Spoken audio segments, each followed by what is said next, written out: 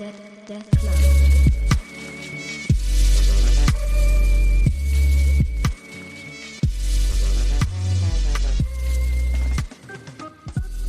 everybody, welcome back to the podcast. Danny here, and today I'm talking to you about Neolith Girl. So Neolith Girl, or Cavewoman, was a weekly Webtoon manhwa written by, I don't want to butcher it, but Jaeah, I think, Jaeah, and then drawn by Han Ga Ram. And this is, of course, part of the Super String universe that contains the series like Terror Man. I mentioned in the previous review that this is part of a larger universe, and I want to go through all of this, so this is what we're doing. Sadly, I've only read 15 chapters that are translated out of the whopping 97, so I really only got a taste of what this series is about, but I am looking forward to seeing what more is going to be coming in. So, Neolith Girl starts off in a prologue back in 10,000 years ago in the BC era, and where we see a cave woman taking out these saber-toothed tigers with a sphere. And it jumps right back into present day, where we see our main character, Dr. Jae-shin Lee, who is a veterinarian, and he is top of his class. A renowned veterinarian in the industry, and part of the reason is because, as he explains in this first chapter, over in Korea, insurance does not cover the expenses that happens at a vet office, and thus takes advantage of that by doing a number of unnecessary tests on a lot of these animals, thus overcharging the customers. And that's how he's able to be so successful, to the point where he's even the head of the hospital he's at. And then one day he bumps into this girl named Suki Kang, who is a little rough around the edges in high school, who has an alligator snapping turtle as a pet. And the first thing I thought of was, heck yeah, those things are badass. Has something wrong with it, so they start doing all the tests, because she says she's willing to pay anything to make sure her pet is fine.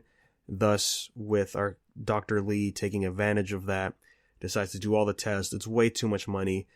You know, she's crushed because she doesn't have a lot, decides to leave, and keeps persisting our doctor here to, get him treated at a fair price. And while all this is happening, Dr. Lee, starts coughing.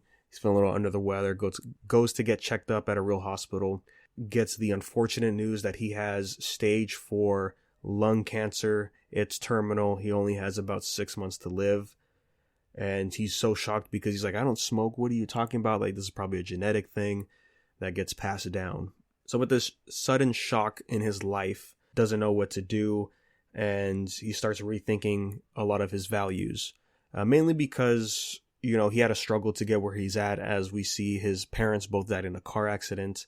And he was just left with him and his brother with an enormous amount of debt from his father, as he was running his own clinic as a doctor, and, was making sure that he helped the people no matter the cost.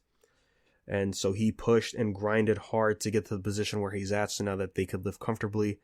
And the thought of leaving his brother behind is very heavy on him.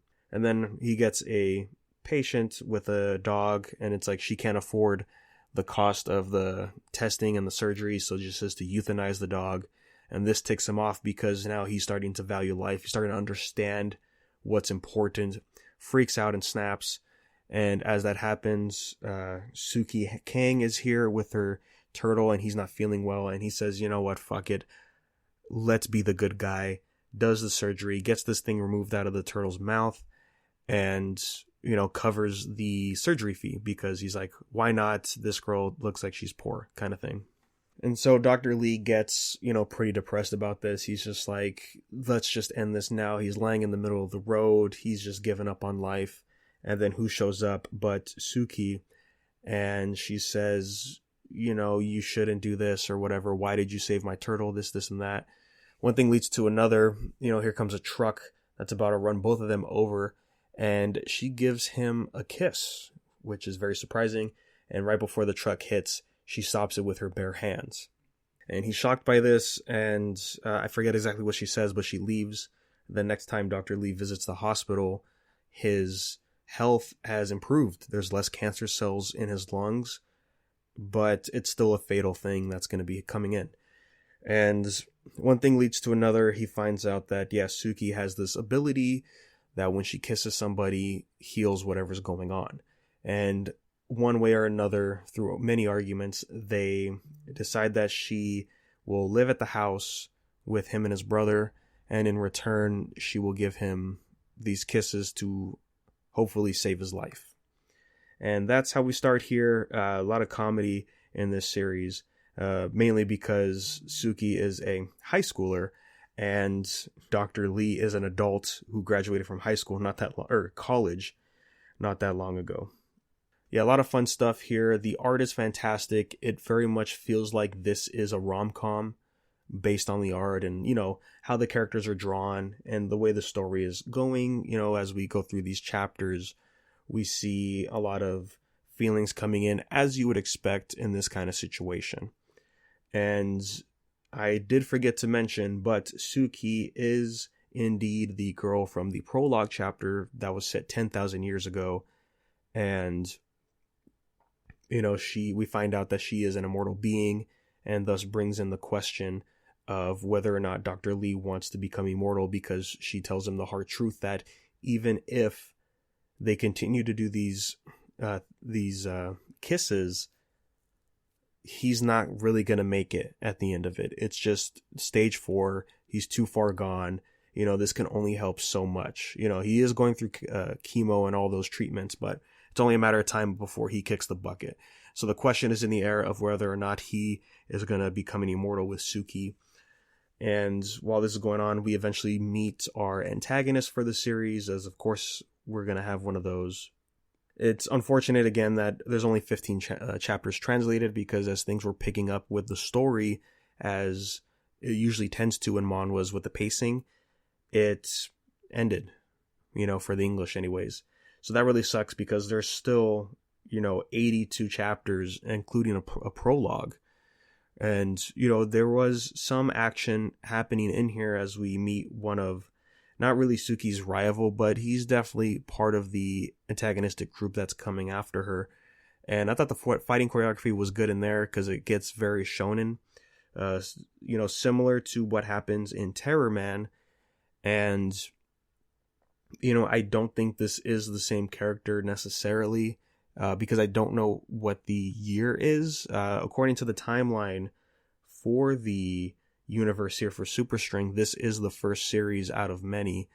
So maybe that could connect to the way Terror Man does with a specific character.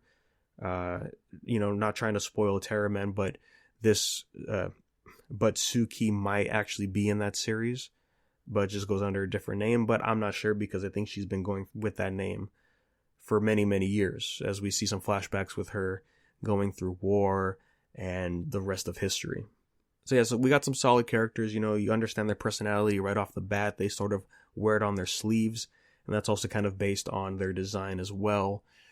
And again, the rom-com stuff is nice, and it's just unfortunate that we don't have any more chapters. It was last updated in October, and I haven't really looked into the scanlation team that's behind this, but whether or not they're actively trying to keep this updated is up in the air, as they are the only one that's doing it. So I just hope that either they can keep pushing through, or Webtoons can come in and we can get some official translations on the app, which is, an interesting thing that this thing with the Superstring universe, they're making it a big deal. There's some big series in here I know based on just researching the titles. Like Terror Man, for example, is huge. And Revival Man is another big one. And they both got a crossover last year. And, there's some other big ones in here that we'll be talking about. But just to see them not push for a wider audience is interesting. I know they said like movies, dramas, games that they want to get into. And I think they have done some dramas. Game-wise, I think they're talking mobile, because they have come out with some stuff there. And then movies, it will probably be self-produced in Korea. But yeah, I just think if you're going to have a big thing like this happen on Webtoons, which is starting to become bigger and bigger over here in the West, I don't see why they wouldn't officially translate it. You know, I mean, maybe it's because of just the cost and finding the manpower to do it, but yeah, it's a series that I really wanted to I was looking forward to as I kept reading, and it just sucks that we only have 15 chapters. So based on it right now, I would say, yeah, give it a read, but you know, you're gonna stop at 15 chapters, but the 15 chapters we got were pretty good. And the reason it's called Neolith Girl is because she is from the Neolithic era, which was 8,000 BC, roughly. And that kind of is going to play a part, I think, into the bigger story of the Superstring universe. As if you read Terror Man, you know, we get some exposition about why everyone is so focused on all the powers that are springing forth in that series, and that might have some connection to here, if we even connect to it. That's going to be up in the air, because again, we'll just have to wait and see if we could get some more chapters. So whenever, hopefully, we get the rest of the chapters, I will be back to talk about it, because it is a webtoon. What does that mean? The story is going to take a shift narratively and thematically, so I'll be looking forward to that whenever that comes out.